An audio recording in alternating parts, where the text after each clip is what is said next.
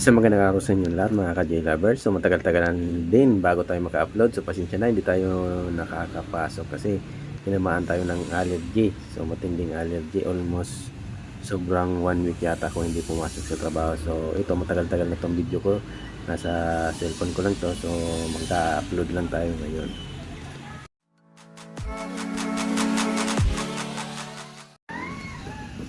So, problem pala ng amplifier na to ay hindi nag-switch yung relay. So, tingnan natin. Ganyan yung position niya. So, hindi pa yan naka-on. Yan. Tapos, power switch natin. Yan. Off na pala yan. Ganun pa din. Yan. On natin ulit. So, hindi nagbabago yung position ng relay. So, ibig sabihin, hindi nag-switch on. So, kaya wala siyang tunog. So, ito yung problema nito mga ka-J lovers. So, matagal-tagal din bago tayo naka-upload So, tinamaan kasi tayo ng allergy. Yung tiningnan ko to, yan, binaliktad ko. Meron siyang mga jumper na ganito. So, okay naman yung jumper niya kasi solid naman yung nilagay. So, hindi naman stranded. Pwede rin stranded. So, sa jumper yan sa ilalim kasi kinalawang na siguro yung jumper, kaya ang ginawa na lang dito na lang nilagay. So okay naman, hindi naman kinonvert. So nilagyan lang yung mga kinalawang na jumper, so naputol na, so nilagyan na lang ng ganyan. So mas maganda kung dun sa ibabaw nilagay para hindi halata masyado, tapos alisan ng balat. So okay na rin to naman. So, nung nag-check ako ng voltage biasing, wala siyang voltage biasing. Tingnan niyo maigi. So, hindi nag-switch yung relay. Ay, mayroon pala siya voltage biasing. Yan. Akala ko wala. So, matagal-tagal na kasi ito sa cellphone ko. Yan, meron siya 0.3. Pero hindi siya nag-switch yung relay ha. Yan, 0.3. Yan, 0.3. So, sa kabilang channel naman. Dito naman tayo sa kabilang channel. Ito ang wala. Yan, ito ang wala. So, dahil hindi nag-switch yung relay, ang problema nito may DC out yan. So, abnormal yung voltage biasing niya, may DC out yan. So, paano natin to troubleshoot? I-check natin mga ka-J lovers. So, based on my experience, ang ginagawa ko dito muna, pag ganitong wala siyang voltage biasing, chine-check ko tong Zener diode. Tingnan nyo, isa, dalawa. Yan, sa kabila, ganun din. So, nakalagay dyan ay 27 volts. So, sukatin natin. At least, meron siyang 25, 26, 27. So, mga ganon. So, tingnan natin.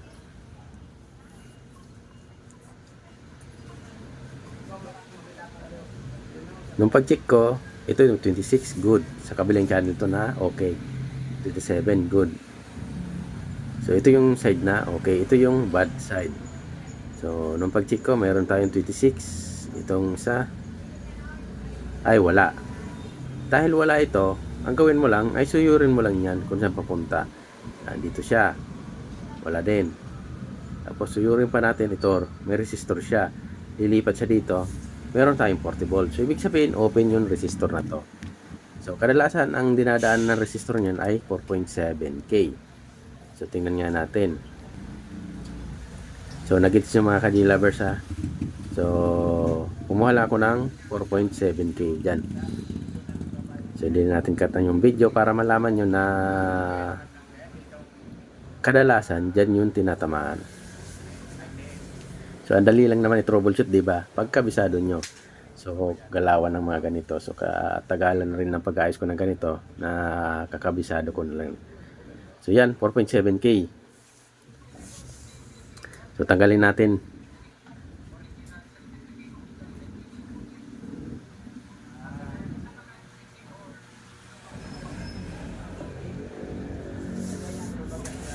Hanapin ko lang yung pantanggal.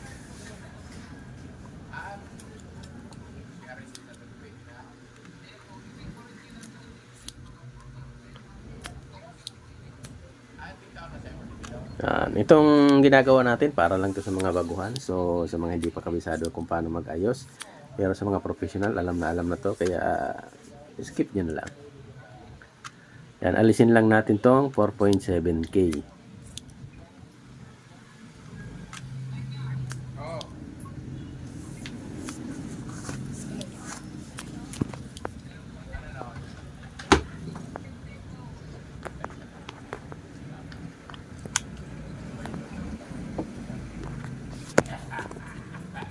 Yan, lagay ko lang yung 4.7K ha. Hindi lang kita ng video.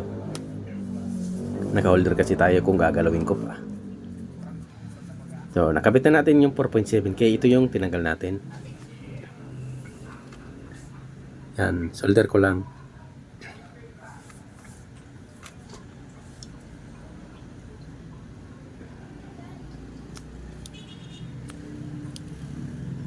Tumikit.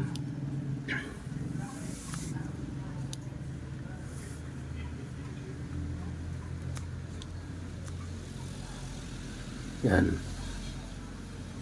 Hindi pa pala nakalagay. So, inalisan ko lang yung butas pala, hindi pa nakalagay. Medyo nakalimutan ko na kasi yung video na to. Medyo matagal na to sa cellphone ko. Ngayon ko lang ginawaan ng voice over at i-upload sa inyo. So, yan, solder lang natin.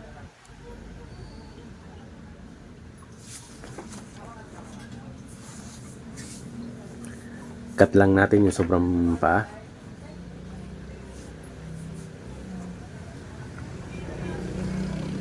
Siyempre, lilinisan. So, ngayon, dahil nakabitan natin yung 4.7K, check na natin yung voltage biasing at yung Zener diode. Kung magkakaroon na siya ng voltage. So, malalaman natin yan.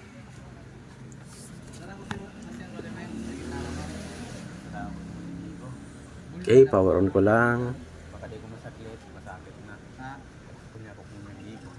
So, napakinggan ko dito, pumitik na yung relay niya. So, ibig sabihin good na yung biasing nito. Tingnan natin. On ko ha. 0.3, di ba? 0.3 na. Sundutin natin. Yan o, 0.3 na. So, ibig sabihin, meron na rin yung 27 volts. Yan. Meron na siyang voltage biasing, kita nyo, 0.3 na din. Yan. Na-open yung resistor na 4.7K, nawala siya ng voltage biasing.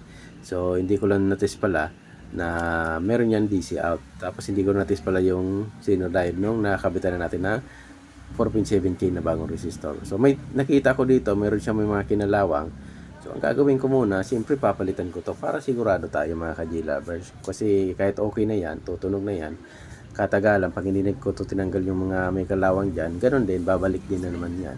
So, obligado na tayong palitan to. So, ang problema ko mga ka-G-lovers, dahil dito, nung mga January ko yata to inayos, so, naubusan tayo ng mga resistor.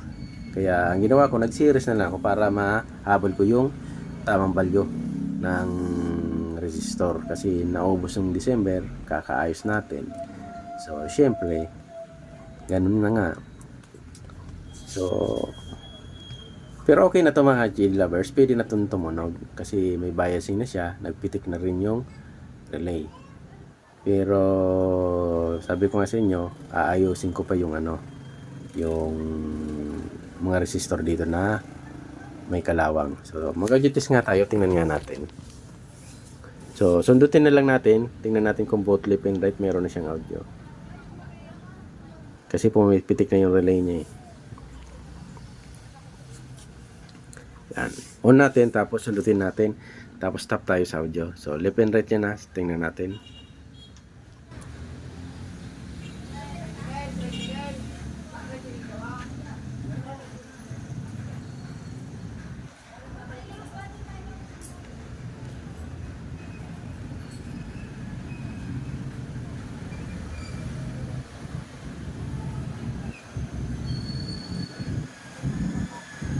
So ayan mga ka-G-lovers, hindi nyo lang napapakinggan kasi maingay yung nasa may daan tayo, malapit sa may daan.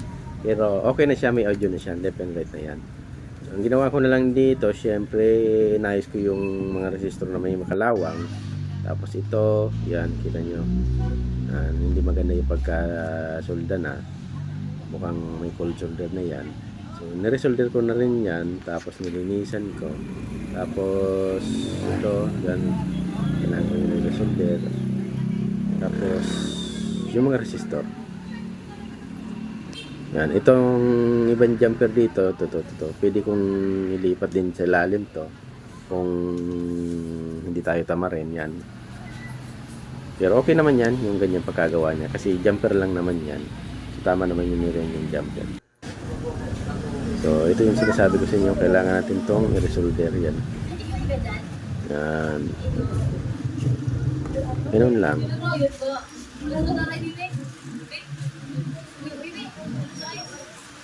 Yan, resolder lang natin.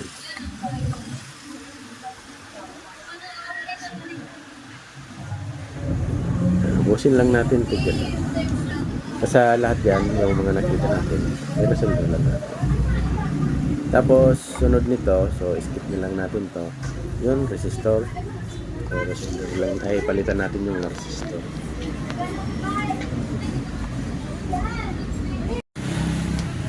So, ayan, napalitan ko na siya ng resistor. Kita nyo, puro yan 1/2 na nilagay ko. Tapos, naka-series yan kasi naubos na yung resistor ko noong December.